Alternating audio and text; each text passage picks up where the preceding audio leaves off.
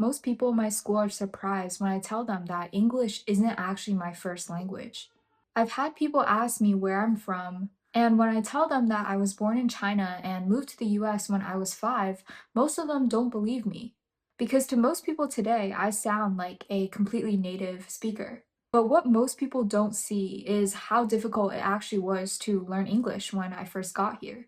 I remember when I was 5 years old, sitting in the apartment that my parents had just bought, learning from flashcards and online papers. While my dad didn't speak English, my mom had studied previously her college degree in the States, so she would help me practice. I remember I was always the kid who needed extra support, especially at reading and writing.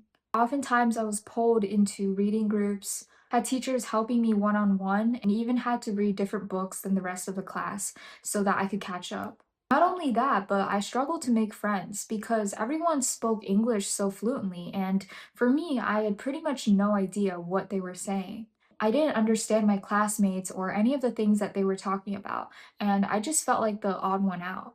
Everyone knew what was happening. Meanwhile, I had to have a teacher sit next to me to explain to me in really slow terms what we were supposed to do.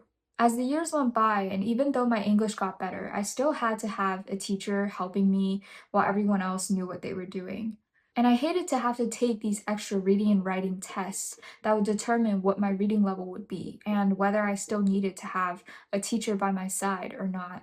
I just wanted to be normal for once and like everyone else who didn't need to have a teacher sitting with them by their side every single day. But pretty much my elementary school years revolved around me not really having much friends and always having to need extra help for reading and writing and understanding the language. But eventually, something changed. English stopped feeling like a language I had to keep learning, but instead it felt more natural. I don't remember the exact day it happened, but over time I started translating the words in my head and everything became more natural. I started to think concepts in English instead of having to translate it to Chinese every single time. And before I knew it, it was the language I used every single day. Now, as a high schooler, whenever I meet new people, they'll always ask me where I came from. And this has happened countless times where I would tell them that I was born and raised in China, and then English is my second language.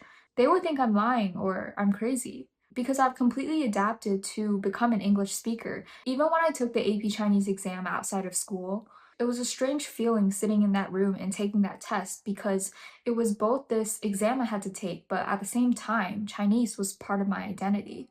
But ultimately, throughout my journey of learning English, it didn't just merely teach me to speak a new language. It changed the way I see the world, the people I connect with, and the opportunities I've had.